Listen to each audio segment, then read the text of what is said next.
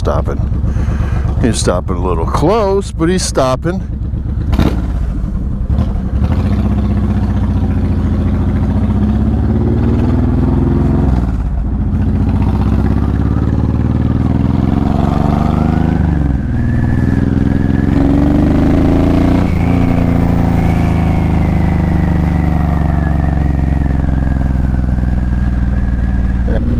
Nice sunny morning here, getting out before the weather changes. I wanted to start off and tell everybody, hey, if you're a new subscriber, if you were one of the ones that came over from Cycle Cruiser or Moto Madness, appreciate you being here, appreciate you subbing.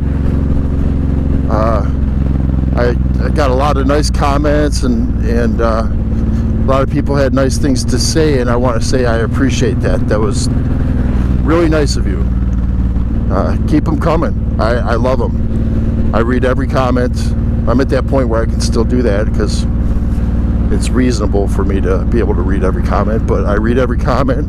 I generally respond to every comment and let you guys know that, hey, I did read your comment. I didn't really have a couple dislikes here and there, and then the only comments I thought were pretty funny that may have been negative was people calling me a stalker for finding Cycle Cruiser down in the valley. That's okay. I wasn't stalking them. I mean, in my defense, I was riding down there 20 years ago when I had a bike, and when I got back on the Steel Horse, I was back in the Valley Parkway. I love it. It's a straight shot and little stop signs, very little lights. It's got some twisties, slow speed, not a lot of traffic, not a lot of intersections, and I don't know if you watch Dan the Fireman, he talks about being in whatever, color code mode, warning and take of action and brown stage, his stages.